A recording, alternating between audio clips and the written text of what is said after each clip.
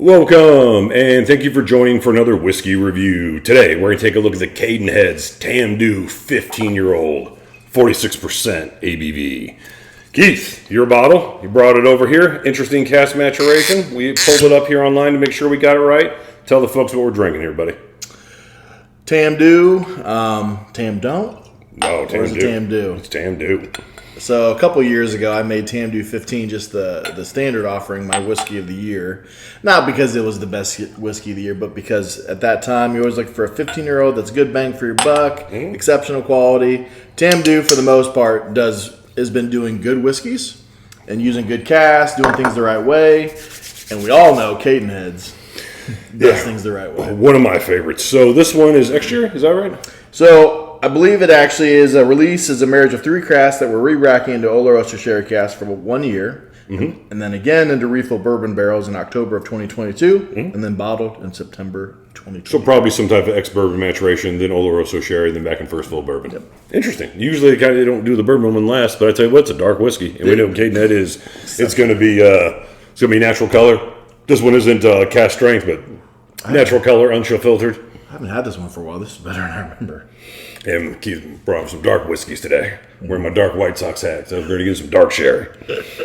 You know I like me some sherry. So I found these at the party source. When you were down recently. And they were like, I saw 3 Cadenheads, and they're all like super sherry monsters, just dark. And you know what? I'm grabbing it. Yeah, I've rarely been disappointed by this distillery. This is good, sweet, juicy bubblegum sherry. You're right. Bubblegum for sure.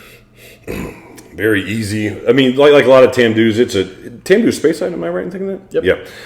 Very, it fits right in with your Macallan, Glenlivet's, things like that, as far as a very universal, non-offensive style of Scotch. A lot of people are going to gravitate towards this if you like whiskey, especially if you like sherry whiskey. That bubblegum is spot on. Yeah, it is. I love it when sherry gets to that point. It's got good age on it, you know what I mean? I don't know what the Oloroso cask they used. Probably was gently used a few times, but I imagine it still had plenty of kick left in it to kind of give it that note. One thing, Tamdhu, well, I guess it's not going to be, because Cadenheads does their own type of, cask that they get. But Tamdhu is really kind of doing a really good job of getting good cask and seasoning them with decent stuff for a while. Not just for like 6 months. They put in there for like 2, 3, 4 years. Man. Yeah, this is a good Oloroso sherry. That bubblegum note, you get obviously a little bit of chocolate, a little bit of grapey, a little cola note. Little cola. I can definitely get behind the chocolate, milk chocolate specifically. Yep. Little fondue milk chocolate in there. Absolutely. What kind of spice do you think that is? Slight. I mean, that's a slight spice. But it's not nowhere near as spicy as that Ball Blair was. No. I mean, the sherry, the Speyside gentle sherry note is really the show here, at least on the nose. I think the bourbon casks are balancing out, though. There is a nice bit of vanilla in there just in the background. There's the kind of a ridge of vanilla just around that dark sherry note, those figs, a little bit of milk chocolate. I get a little bit of a pineapple mango note that works really well in there. Fruits haven't gone tropical for me, but with the bourbon cask maturation, that's not unheard of. Especially first fill bourbon. First fill bourbon, I think you're getting a lot of vanilla, but sometimes those will sashay into orchard/tropical fruits. Maybe even a little Coco Lopez, which is like a little coconut, creamy coconut. Not super strong at all, just barely. For 46, this smells pretty viscous. Juicy fruit. Yeah, sure. Just juicy fruit. Juicy fruit bubblegum. And for a solid but not overwhelming ABV, is good feel as far as viscosity on the nose. Was it the Kalila 25 and 30s where we got all those juicy fruit notes that were just incredible? I'm trying to remember. I mean, that was one of many. Yeah, for sure. Not saying it's as good as that. No. Just reminded me of a juicy Great fruit nose, though. Sherry, bubblegum sherry. That's all right there. Nice orchard fruits, apple. I'll say some red apple with a little bit of milk chocolate on the side of that thing. A little bit of acidity. Nothing too strong, but I like when you said pineapple earlier. It's not too strong, but there is that good stinging acidity, some type of yellow fruit. And almost like the dried pineapple that you with the powdered sugar on it. Have you ever had that? Yeah. Juicy fruit bubblegum again, a little bit of that milk chocolate, a little bit of that like dried pineapple with some powdered, confectionery sugar on it. Yeah, very, very mouth-watering whiskey. They did the sherry right on this. Yeah, they did. And then here right at the end, the bourbon cask is kind of coming up. Now that here comes vanilla. Vanilla and the sherry kind of going back and forth, almost like a white chocolate, dark chocolate, fondue mix. Too. A little white icing on top of all that. They're doing that light dark very well. A little bit of back and forth, especially on the finish. One of the better ones. And I'm not saying like it's up like amazing whiskey, but one of the better balances where they mix bourbon and sherry. Yeah, they did it well. 15 years is a good year. There's a good age statement on a Scotch. I mean, that's sufficiently into middle-aged Scotch, in my opinion. Put a little water and see what you're picking up.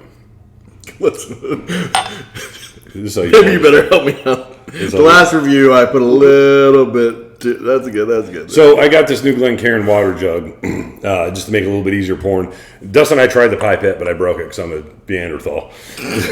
every time I try to watch, like I snap those things all the time. So anyway, we're trying to go with something a little more, a little classier than the cap of the water bottle, but a little more durable than a pipette or some type of. I should do metal straws. Wow, this actually brings out some of the more oaky notes on the nose. I was about to say, you're getting an oak and oak spice on this. Yeah. Just a wisp of smoke from that oak.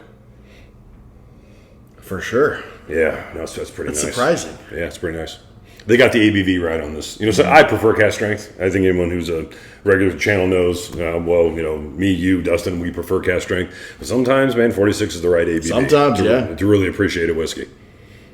But yeah, the oak notes coming out of this, it kind of diluted the vanilla or made it a dirty vanilla.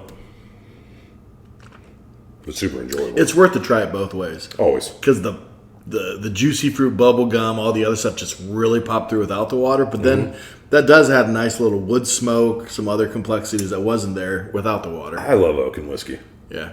Cadenhead does oak and whiskey pretty well. I mean, I'd imagine they had that aging in their dunnage warehouse. You know what I mean? Who was your favorite? Cadenhead?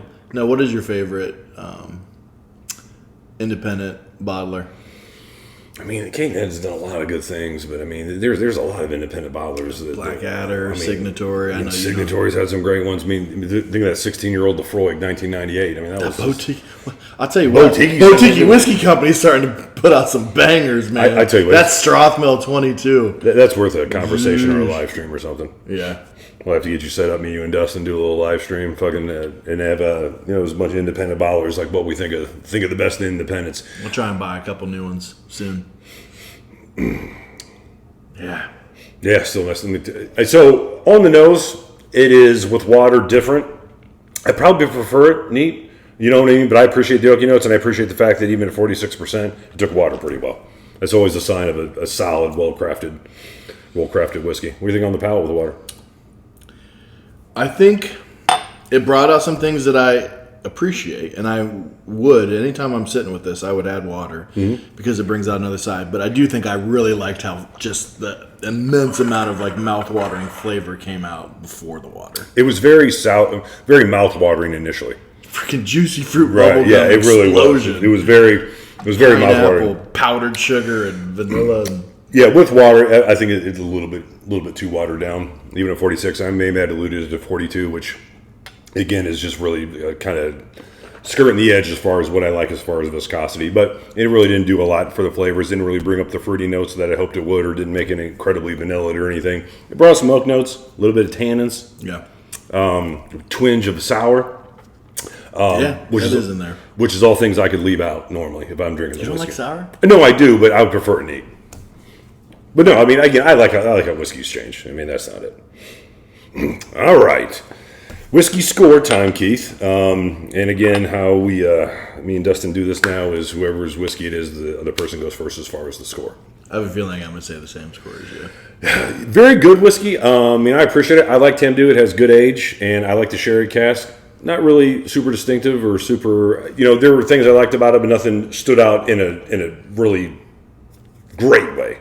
But still a solid whiskey. I'm in an 86 out of 100. Maybe I could go 87, but today, compared to the Blackadder we had, I'm in an 86. Solid whiskey, for 120, 130 bucks, and know exactly what you paid for it. It's worth that. You like the Ball Blair better, huh? Yeah. I don't know. For some reason, the way you were describing that surprised me. Yeah, so I'm describing the flavors. How I like them is sometimes a little bit different.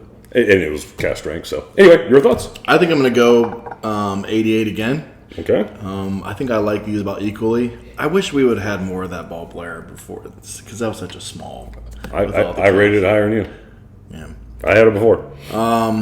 Yeah, I think I'm at an 88. I really like that just mouth-watering, juicy fruit bubble gum with all that other pineapple and confectionery sugar. You like the sherry, my friend. I do. I know. So. And if you like the sherry, you're going to gravitate to this one. I mean, that's just all flavor profile and preference and things of that nature.